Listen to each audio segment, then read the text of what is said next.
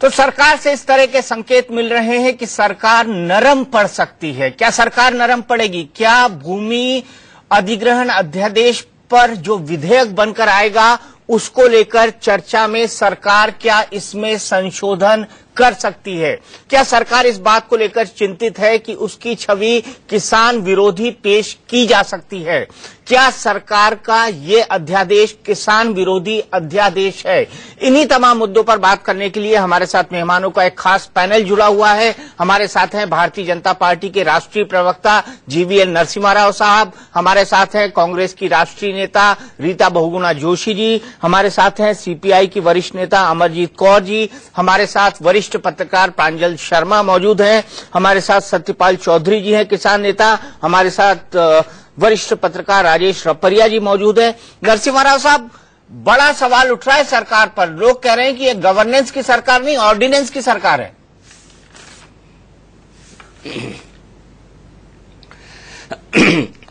Deepak ji, ordinances अध्यादेश पहली बार ये सरकार नहीं ला रही है।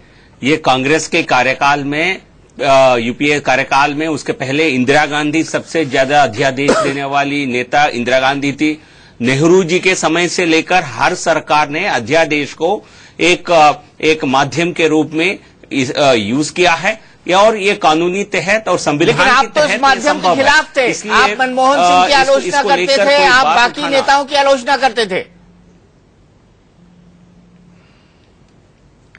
लेकिन देखिए, जिस प्रकार पूरे सदन को डिस्टर्ब किया गया, लोकसभा में जो बिल पारित हुए उसको भी लोकसभा ठीक से चलता रहा, लेकिन राज्यसभा को नहीं चलने दिया क्योंकि हमारी बहुमत राज्यसभा में हमारे पास संख्या बल नहीं है।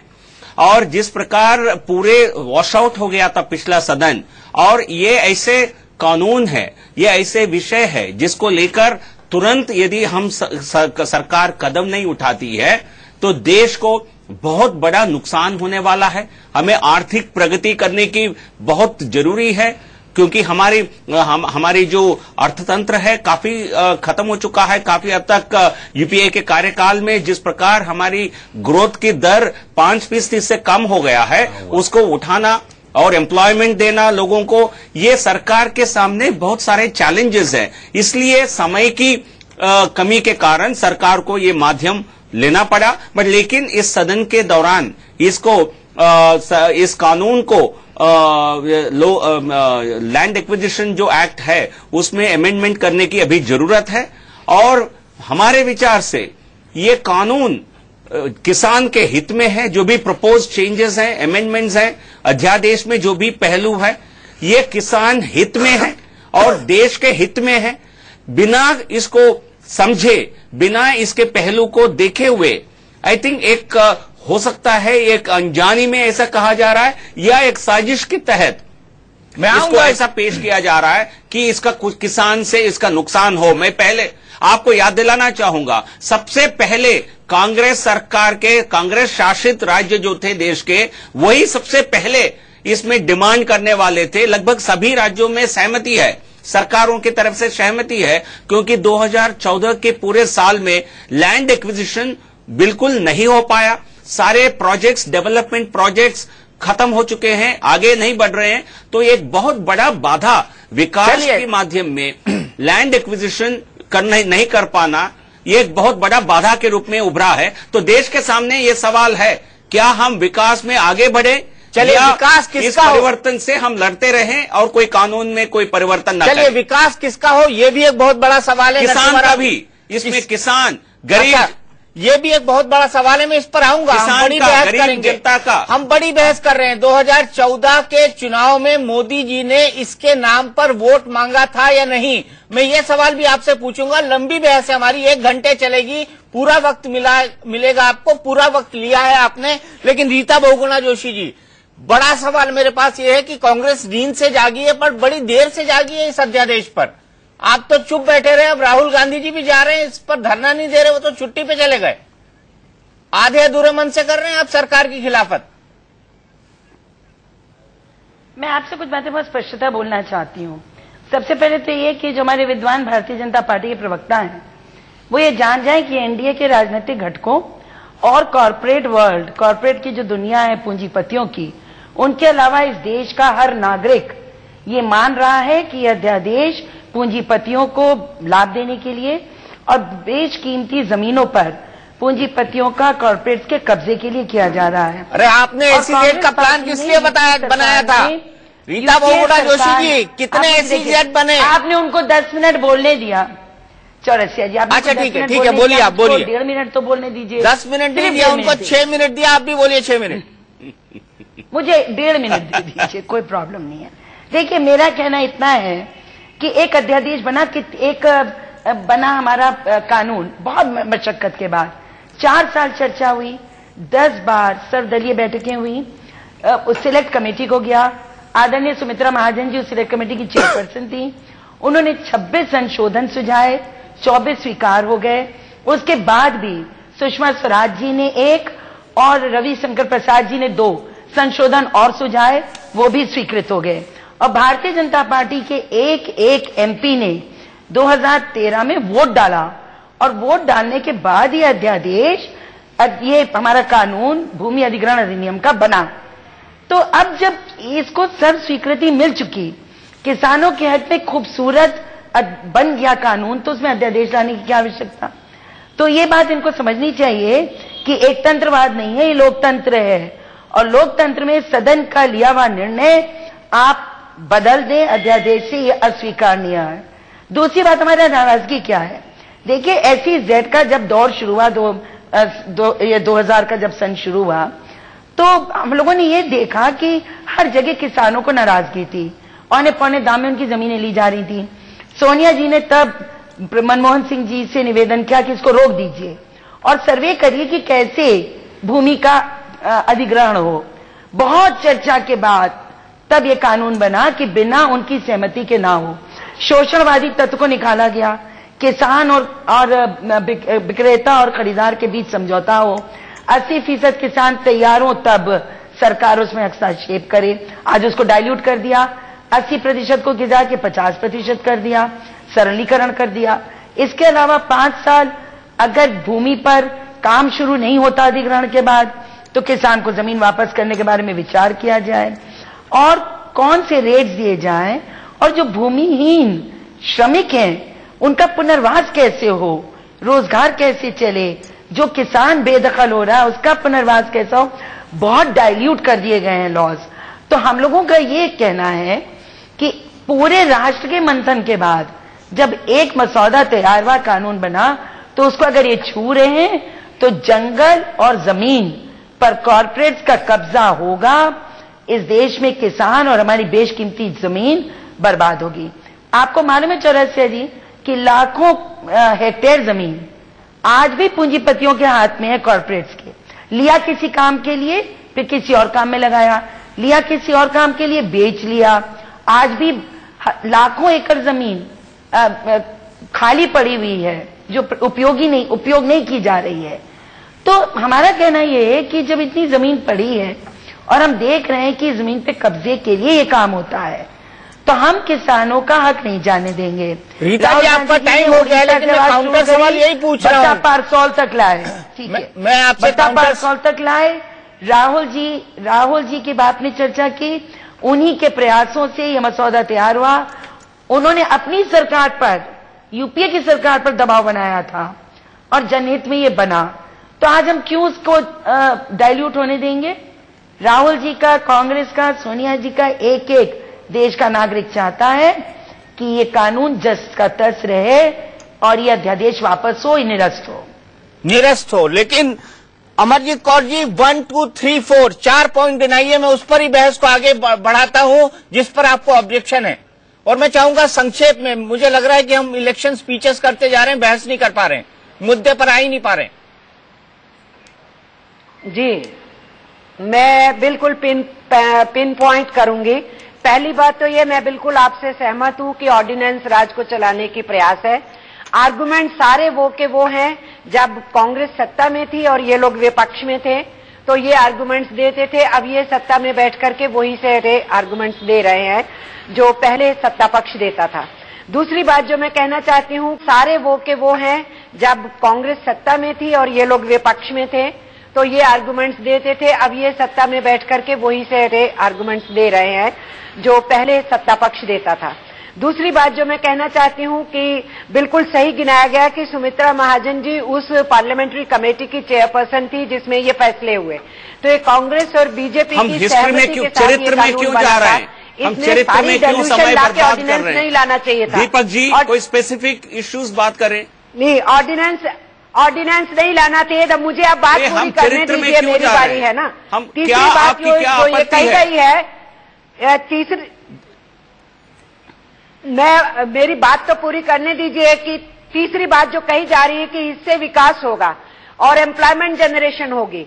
विकास और एम्प्लॉयमेंट जनरेशन कैसे होगी हमें ये बताएं। और दीपक जी आपने क्वेश्चन रेज किया था कि विकास किसका, तो ये एक सत्य है कि सेज के नाम से जो जमीन ली गई थी उसमें 10% के ऊपर भी काम नहीं हुआ था। 90% जमीन अभी भी उस एक्टिविटी से परे रही। तो जब उसके ऊपर काम नहीं हुआ, वो जमीन अवेलेबल ऑलरेडी है और इन किसानों की जमीन को लिए बिना और सरकार के पास बहुत जमीन है, तो फिर इसको कैसे विकास के लिए और एम्प्लॉयमेंट जनरेशन के लिए इस्तेमाल करने की बात कही जा रही है। इसलिए विकास किसके लिए और किसके लिए जमीन, क्या रियल एस्टेट बिजनेस के लिए ये लैंड अल्टीमेटली दी जाएगी कि वो रियल एस्टेट बिजनेस करेंगे, या स्मार्ट सिटीज के लिए ये लैंड ली जाएगी, जिसका बहुत लंबा चौड़ा पिछले बजट के बाद भी बात की गई और पिछले इलेक्शंस में हर शहर में ये बात उठाई गई और दिल्ली के अंदर भी 3 स्मार्ट सिटीज की बात उठाई गई। तो किसके विकास के लिए, क्या रियल एस्टेट के लिए है या बिल्डर्स के लिए है या लैंड माफिया के लिए है, किसके विकास की बात हो रही? किसान का तो इसमें हित होगा नहीं। 80% लोगों की राय को हटा के 50% ग्राम सभाओं पे आ जाना और फिर कितने बरस काम नहीं होगा तो उस लैंड को वापस किसानों को मिले, उसको डाइल्यूट करना।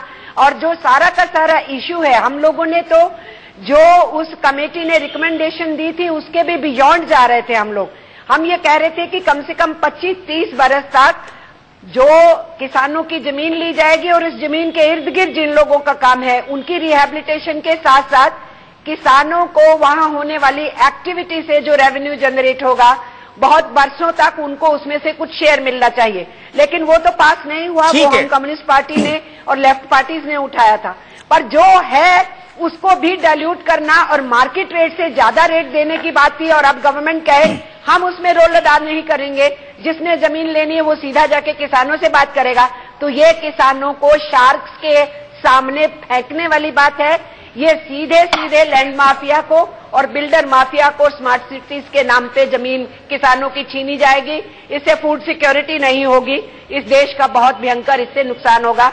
इसलिए हम तो इस अध्यादेश के विरोध में हैं, क्योंकि जो कानून बना भी था ये उसको भी बिल्कुल कमजोर और कुंद करके पेश किया जा रहा है।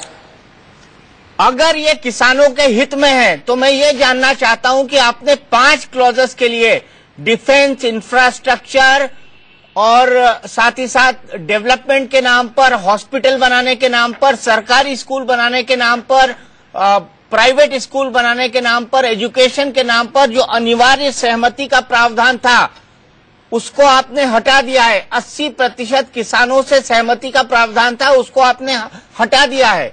मैं आपको ऐसे कई प्राइवेट हॉस्पिटल बता सकता हूं जिनको 1 रुपए स्क्वायर फीट पर जमीन दी गई है दिल्ली में। कितने गरीबों का इलाज करते हैं।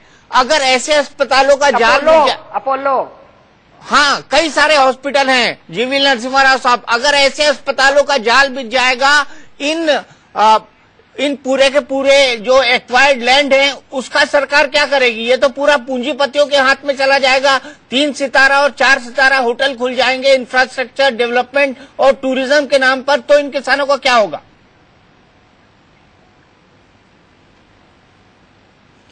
देखिए दीपक जी, इसको लेकर राजनीतिक दल, इस पैनल में भी मैं सुन रहा था, इस पे स्पेसिफिक्स पर न आते हुए किसी प्रकार की आरोप लगाने की और चरित्र में जाने की कोशिश कर रहे हैं।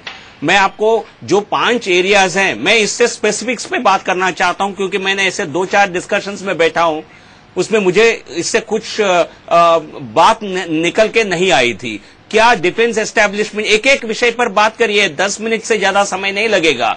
क्या नहीं, मेरे सवाल का जवाब दीजिए। मैंने आपसे एक स्पेसिफिक सवाल पूछा है राव साहब। स्ट्रेटेजिक जहां स्ट्रैटेजी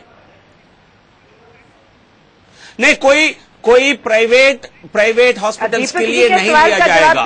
मैं बता रहा हूं आपको।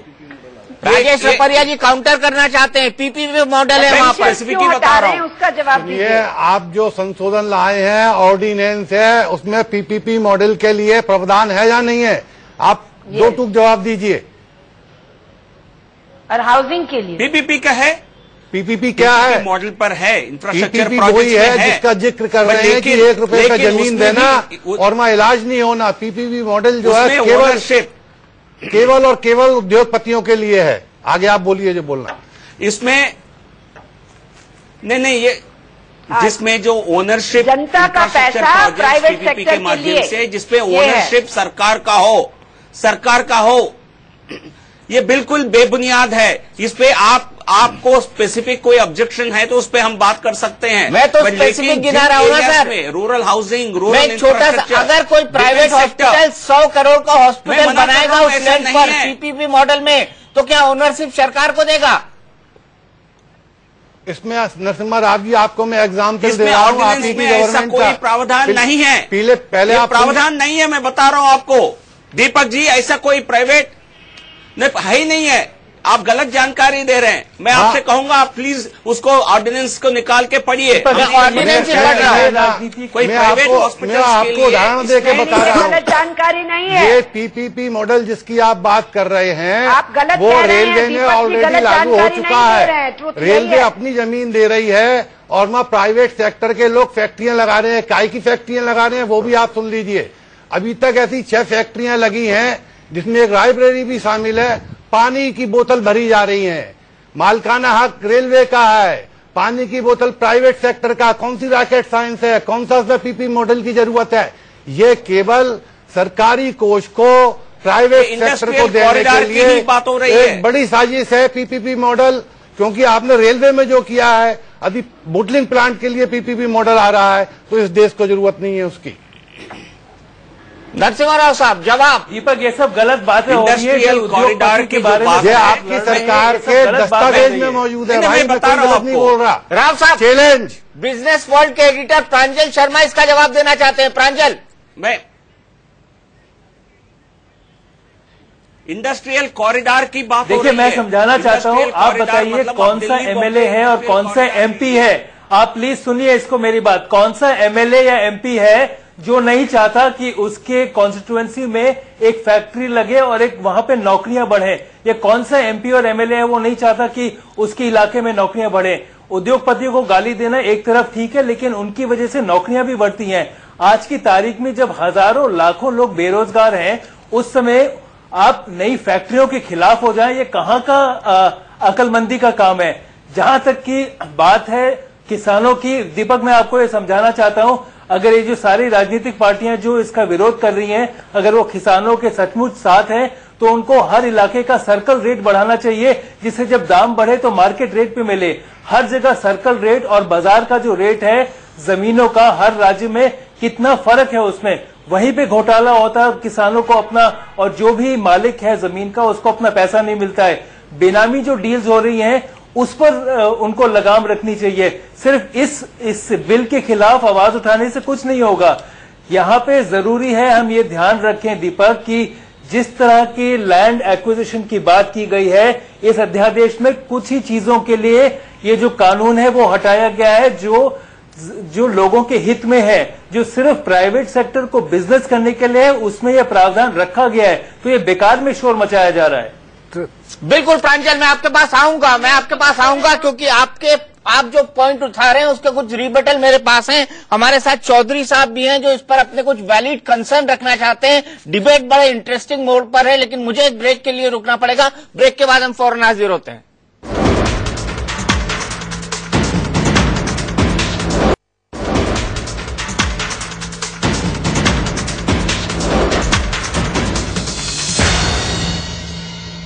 तो अब तक 80% किसानों की सहमति जरूरी थी भूमि अधिग्रहण से पहले, लेकिन उस सहमति को खत्म कर दिया गया है नए अध्यादेश में। साथ ही साथ जो सोशल इम्पैक्ट असेसमेंट सर्वे की बात थी उसको भी खत्म कर दिया गया है।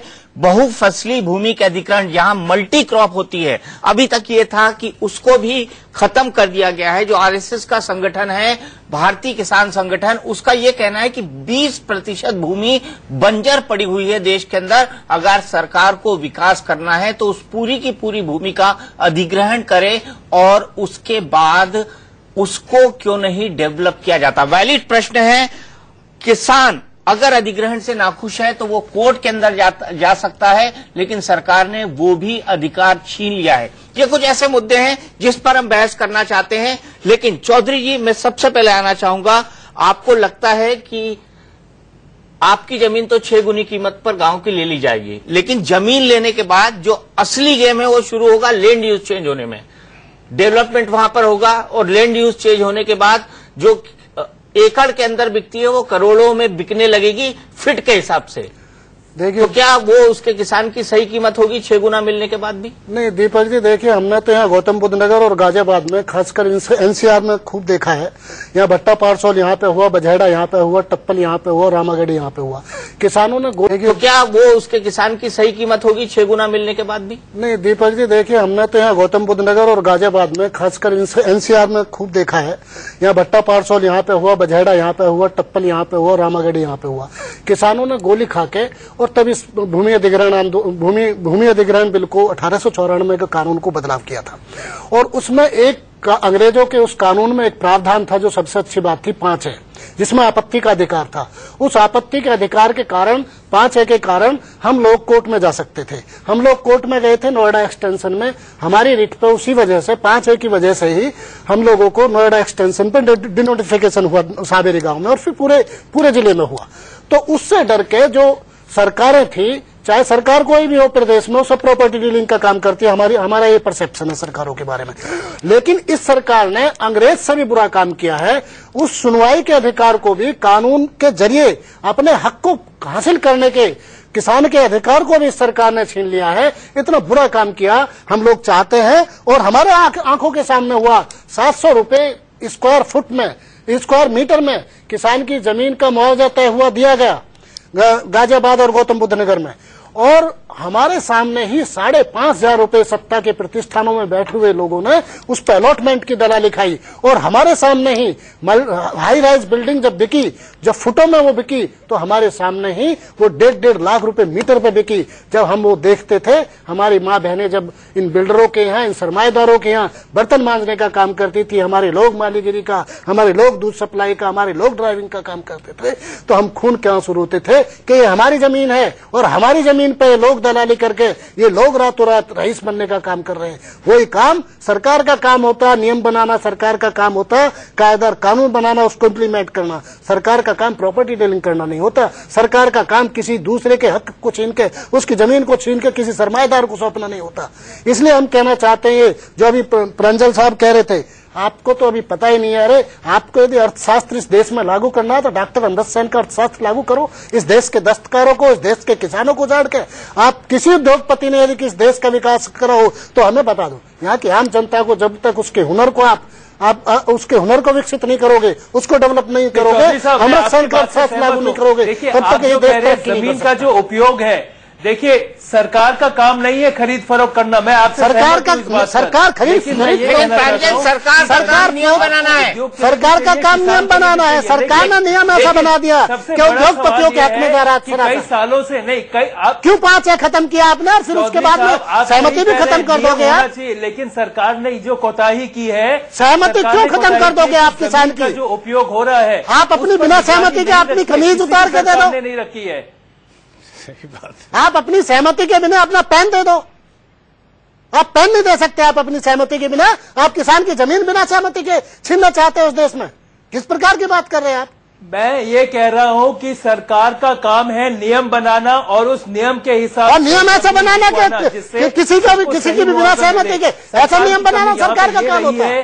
सर मैं यही कह रहा हूं, ऐसा नियम बनाना सरकार का काम नहीं होता कि वो किसी की बिना सहमति के और उसकी संपत्ति को जब्त कर ले, कराने का अधिकार दूसरे को दे दे। प्रांजल का जवाब पूरा कर लेते हैं। प्रांजल जवाब पूरा करिए 1 मिनट में। दीपक जी आ रहा हूं कौर साहब आपके पास।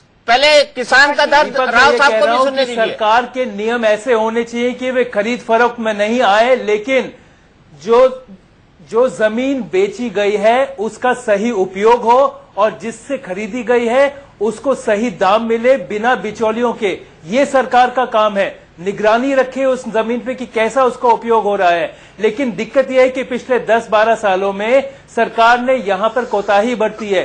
जमीन ले ली गई और उसका सही उपयोग नहीं हुआ या उसको गलत तरीके से लिया गया। कुछ अच्छे उद्योगपति हैं, लेकिन काफी ऐसे आए जो सिर्फ जमीन पकड़ने के लिए आए। यहां पर सरकार को, अपने राज्य सरकार को और केंद्र सरकार को नियम बेहतर बनाने पड़ेंगे। लेकिन आप ये नहीं कह सकते कि उद्योग के लिए जमीन की जरूरत ही नहीं है। जो 5 लाख लोग रोज बेरोजगार हो रहे हैं, जो नौकरी ढूंढने आ रहे हैं, उनकी नौकरियां कहां से बढ़ेंगी? इसलिए एक संतुलन की जरूरत है, न इधर न उधर। चलिए, मानिए आपकी बात प्रांजल, एक संतुलन की जरूरत है, लेकिन क्या संतुलन इस कानून से बनेगा? आपने कोर्ट जाने का अधिकार क्यों छीन लिया? राव साहब, सीधा सवाल आपसे, बड़ा संक्षेप में जवाब चाहूंगा। देखिए,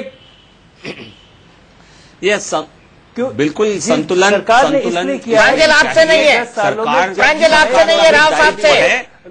जमीन ली गई थी, उसमें लोगों ने बेवजह जाकर, प्रांजल आपसे सवाल नहीं है, राव साहब से। और इसी कारण से प्रांजल क्या बात कर रहे हैं?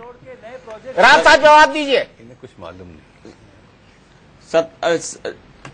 दीपक जी, संतुलन बिल्कुल होना चाहिए। ये सरकार का, हमारे सरकार का ये दायित्व है। किसानों का, उनके हक का पूरी तरह ध्यान रखा जाए, ये सरकार का पूरी तरह दायित्व है।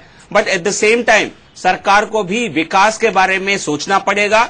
और मैं समझता हूं किसान भी देशभक्त हैं, वो भी चाहते हैं यदि काम, नहीं, आप सीधा जवाब नहीं दे रहे राव साहब, आप सीधा जवाब नहीं दे रहे। हूं अधिकतर किसान, आपने मुआवजे के सिवा किसान के लिए कुछ नहीं सोचा। आप सीधा जवाब नहीं दे रहे। आपने मुआवजे के अलावा किसान के लिए क्या सोचा? नहीं, मुआवजे इसे देखिए, पहले मुआवजे में 4 गुना जो मार्केट वैल्यू के कानून के तहत दिया जा रहा है, लेकिन 13 ऐसे सेंट्रल एक्ट्स है जिसके तहत यदि भूमि अधिग्रहण किया जाता है, उसमें इस प्रकार की कॉम्पेंसेशन देने की जरूरत नहीं थी। ये सरकार वो सारे 13 सेंट्रल एक्ट्स को इसमें शामिल कर रही है। एक तो सबसे बड़ा विषय यह है। दूसरा, जब इंडस्ट्रियल कॉरिडोर, वो सिर्फ हाईवे पे industrial corridor Delhi Mumbai corridor के तहत बनेंगे, क्या वहां का जमीन, क्योंकि उसमें कुछ स्पेसिफिक एरियाज नोटिफाई किए जाएंगे। देखिए, इतने हाईवे से या कॉरिडोर में 1 किलोमीटर तक ही इंडस्ट्री लगाया जा सकता है। वो जो स्पेसिफिक चीज जब निर्धारित किए जाएंगे, तो मैं समझता हूं वहां की लैंड वैल्यू 10 गुना बढ़ेंगे। लैंड वैल्यू बढ़ेगा, वहां के लोगों को रोजगार मिलेगा। अरे तो आप वहां उनको 6 गुना ही दाम दे रहे हैं ना? कहां से लोगों को लेके आएंगे? राव साहब, आप कह रहे हैं 10 गुना बढ़ेगा, आप उनको 6 गुना ही दाम दे रहे हैं। आप खुद मान रहे हैं 10 गुना बढ़ेगा, आप उनको 6 गुना ही दाम दे रहे हैं किसानों को। तो 4 गुना भाव कहां जाएगा? लेकिन अब देखिए, दीपक जी एक बात सुनिए, या हम इस कानून में कोई बदलाव ना करेगा कि एक बार सुन लीजिए। ये कानून में 2014 में इस एक्ट आने के बाद भूमि अधिग्रहण असंभव हो गया था। हर राज्य से यही, हर राज्य में प्रोजेक्ट्स रुक गए हैं। असंभव नहीं हुआ। मैं हर किसी भी राज्य में ये प्रोजेक्ट्स आगे नहीं बढ़ पाए। लगातार हम विकास नहीं चाहते हैं? गलत बात ना कहें। क्या हम विकास नहीं गलत बात चाहते? ना कहें। विकास किसका करना चाहते हो? नहीं, बिल्कुल सभी राज्यों से जानकारी लिया गया। 20% लोगों का 10% जानकारी लिया गया। 70% का गला घोटना चाहते हो? किसका चाहते हो विकास करना? किसान क्यों? क्या रूरल हाउसिंग, किसान की कीमत पर तो विकास नहीं होगा देश में। सत्यपाल जी मेरा बात सुन लीजिए। आई थिंक किसानों को इसमें, इसे देखिए, क्या रूरल हाउसिंग, रूरल इंफ्रास्ट्रक्चर के काम होने से क्या किसान का भला नहीं होगा? क्या नहीं होगा सर, नहीं होगा। रूरल हाउसिंग से कैसे भला हो जाएगा? जिनकी भूमि जाएगी, मैं वो तो अभी भी गाँव में हो रहे हैं। राज्य सरकारें चलाती हैं, राज्य सरकारें चलाती है, केंद्र सरकार चलाती है। इंदिरा आवास योजना है, लोहिया, उत्तर प्रदेश में लोहिया आवास योजना है, तमाम सरकारें चलाती हैं आवास की योजना ग्रामीण क्षेत्र में। आप अच्छा, आप रूरल आवास बना के नहीं सर, रूरल आवास बना के वहाँ उद्योगपतियों को उस गांव में भी घुसाना चाहते हैं। मेरा बात सुन लीजिए, बोल दीजिए उनको, बोल दीजिए, बोलिए राव साहब। सत्यपाल जी आप सुन लीजिए। दीपक जी मैं भी कुछ कहना चाहती हूँ। मैं आ रहा हूँ कौर साहब आपके सत्यपाल पास। जी किसी की भी किसी मैं भी हूँ इसी दीपक जी। सत्यपाल जी जो कह रहे हैं कि किसी की भी जमीन जाएगी तो हर एक के लिए मैं समझता हूं भूमि को, अपना भूमि को सरकार ले लेगी, कोई इंडस्ट्री के लिए, कोई डिफेंस प्रोजेक्ट के भी लगेगी। मैं मानता हूं सबके लिए एक सदमा का विषय है, इसमें मुझे कहने में कोई दिक्कत नहीं है। ये किसी भी किसान के लिए अपना भूमि से ज्यादा प्यारा कुछ नहीं होता है। ये बिल्कुल ये इस तरह का उनमें इमोशंस होना स्वाभाविक है। बट लेकिन इससे यदि प्रगति का काम होता है, ये देश निर्माण का काम होता है, ढंग से काम होता है, क्या किसान आगे नहीं आएंगे इस विषय में? क्या सारे विकास को रोकना चाहिए क्योंकि भूमि अधिग्रहण पॉसिबल नहीं हो पा रहा है? क्या इसमें विकास रुकना चाहिए? मैं आपसे आग्रह करता हूं, क्या भूमि किसी के लिए भी काफी बड़ा एक इमोशनल अटैचमेंट रहता है, इसमें किसी प्रकार की संकोच मेरे मन में नहीं है। बट लेकिन जब राष्ट्र निर्माण भी काम हो, उसमें कहीं ना कहीं कुछ किसानों की भूमि जाएगी और उनके लिए एक बहुत बड़ा सदमा का विषय होगा। मैं इसको मानने में मुझे कोई, बट लेकिन क्या राष्ट्र निर्माण इंपॉर्टेंट नहीं है? क्या विकास इंपॉर्टेंट नहीं है? क्या प्रोजेक्ट्स लगना इंपॉर्टेंट नहीं है? जब तक ये सदुपयोग होगा इस भूमि का, क्या आप मानेंगे क्या इसमें कोई कठिनाई नहीं है? चलिए हम बहस को जारी रखेंगे। मुझे रीता बहुगुणा जी और अमरजीत कौर जी के पास जाना है, लेकिन रुकेंगे छोटे ब्रेक के लिए। सवाल यही उठा रहे हैं सब लोग कि विकास किस कीमत पर, और इसी मुद्दे पर इस बहस को आगे बढ़ाएंगे। और भी कई बहुत सारे मुद्दे हैं जिन पर चर्चा होगी, लेकिन इस ब्रेक के बाद किसान के मुद्दे पर क्या कर रही है एनडीए सरकार, ये सबसे बड़ा सवाल है, क्योंकि भूमि अधिग्रहण अध्यादेश पर कई तरह के सवाल उठे। राजेश रपरिया जी, आपको क्या लगता है सरकार के रुख को देखकर क्यों तमगा लगा रहे हैं अन्ना हजारे की ये सरकार किसान विरोधी है? देखिए, इसमें कोई दो राय नहीं है। पिछले 9 महीने में जो निर्णय किए गए हैं, और मैं सीधा नरसिम्हा राव साहब से सवाल करूंगा, क्या आपको मालूम है कि यूरिया इस देश में इंपोर्ट होती है? इस गवर्नमेंट ने कब इंपोर्ट के ऑर्डर जारी किए? आज पूरे देश में यूरिया की किल्लत है। जो ऑर्डर जून में जाने चाहिए थे, वो ऑर्डर अब नवंबर में जाके क्यों हुए, इसका आंसर दें। दूसरा, एमएसपी को लेके आपकी गवर्नमेंट ने क्या किया? आज इस देश का जो विकास हुआ है, जो कांग्रेस के समय में जो विकास हुआ है, बुरे समय में जो विकास हुआ है, उसकी एकमात्र रीजन था कि ग्रामीण क्षेत्रों में मांग बनी रही। आज की डेट में सारे डेटा ये बता रहे हैं कि ग्रामीण क्षेत्र में मांग कम हो रही है। क्यों? क्योंकि आपने एमएसपी के दाम नहीं बढ़ाए। एमएसपी के दाम बढ़ने से, मनरेगा पे आवंटन कम करने से, चाहे वो यूपीए सरकार हो, आज ग्रामीण क्षेत्रों की मांग घट रही है। आप लाख मेक इन इंडिया बना लें, आप लाख स्मार्ट सिटीज बना लें। मैं सीधा सा सवाल पूछता हूं, आगरा और एक हाईवे बनाया गया, उस हाईवे पे गांव वालों को चलने की इजाजत नहीं है, उस पर वो दुकान नहीं लगा सकते। ये कौन सा विकास मॉडल है? सीधा मेरा आरोप है कि ये नई गवर्नमेंट है वो किसान विरोधी है। इसीलिए ये अध्यादेश आया है, इसीलिए ये यूरिया इंपोर्ट लेट हुआ है, और इसीलिए एमएसपी की कीमतें नहीं बढ़ाई गई। राव साहब,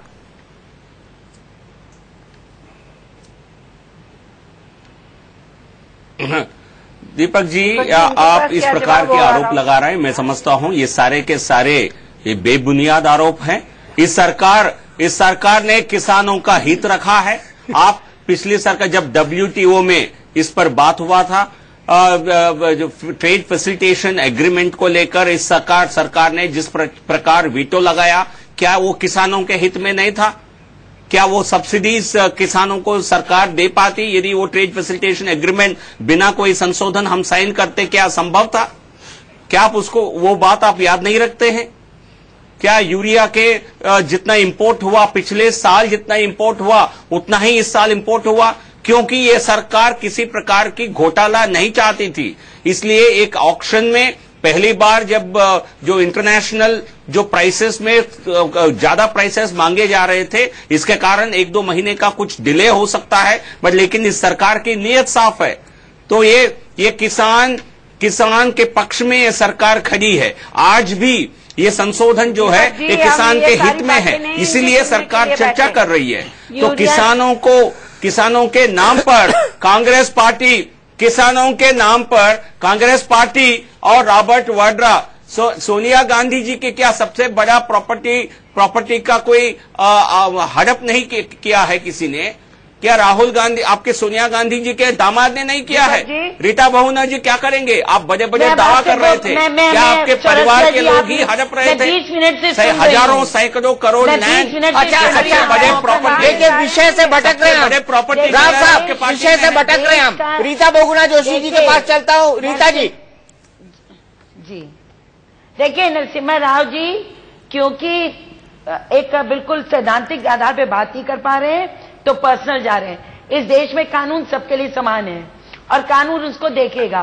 हम 2-3 बातें कहना चाहते हैं जो विषय क्या पर्सनल जा रहे हैं? पहला तो जो सबसे बड़ा संशोधन ये कर रहे हैं कि अगर अधिकारी नियम और कानून का उल्लंघन करता है तो उसके खिलाफ भी मुकदमा नहीं हो सकता जब तक सरकार अनुमति ना दे, पहली बात। दूसरी, रूरल हाउसिंग, इतनी सारी ग्राम पंचायत की जमीनें खाली पड़ी है जिसपे कब्जा कर रहे हैं जोर पुरुष लोग, उनको इस्तेमाल किया जा सकता है ग्राम सभा की जमीनों को पुअर होम्स बनाने के लिए, गरीबों के घर बनाने के लिए। और जहां तक अन्य कंपनियों का सवाल है, मैं फिर कहना चाहती हूं कि लाखों हेक्टेयर जमीन जो पूर्व के समय में अधिग्रहित की गई और वो काम में इस्तेमाल नहीं हुई, या तो किसानों को लौटाई जाए वरना इनको बांट दी जाए, छीन कर दूसरे को दे दी जाए कि लीजिए आप काम करिए। उसके लिए नए अधिग्रहण की बिल्कुल आवश्यकता नहीं है। इनके टर्म्स पर अब जब भी अधिग्रहण हो, किसान के हित को नजरअंदाज करके नहीं हो सकता। वो आपने सोशल सर्वे वाली बात बहुत अच्छी उठाई थी, उसको भी क्लॉज को निकाल दिया है। तो इन्होंने ऐसी व्यवस्था कर दी है कि बिल्कुल मनमाने ढंग से जमीन पे कब्जा होगा। और नरसिम्हा राव जी, कानून सबके लिए होता है, 1-2 के लिए नहीं होता। मैं गलत करूंगी मेरे खिलाफ भी लगेगा, लेकिन आप तय करने वाले नहीं है कि किसने हड़पा है, किसने हड़पने का इंतजाम आप कर रहे हैं लोगों को देने का। आपने अदानी को कितनी जमीन दी? आप जाकर देखिए, कच्छ में आपने 50,000 करोड़ की जमीन वो सच्चाई है को दी। 6,000 हेक्टेयर 6,000 हेक्टेयर जमीन, 1 रुपए से 20 रुपए वर्ग मीटर चलिए आपने। और अफसोस मेरे पास वक्त इतना है, लेकिन पूरे बजट सेशन में भूमि अधिग्रहण पर बहस चलती रहेगी क्योंकि ये मुद्दा ऐसा है और इस मुद्दे से सारा मुल्क जुड़ा हुआ है। अन्ना हजारे आंदोलन कर रहे हैं, कांग्रेस भी कह रहा है हम समर्थन बिना किसी प्रॉपर बहस के नहीं देंगे। अड़ा हुआ है कांग्रेस, विपक्ष के कई राजनीतिक दल हैं, राज्यसभा में सरकार के पास बहुमत नहीं है। ऐसे में क्या सरकार और विपक्ष के बीच एक बार फिर संसद में टकराव होता रहेगा या सरकार इस पर नरम पड़ेगी? इस पर इंडिया न्यूज की नजरें लगातार बनी रहेंगी। फिलहाल टुनाइट विद दीपक चौरसिया में इतना ही, लेकिन इंडिया न्यूज पर खबरों का सिलसिला लगातार जारी है।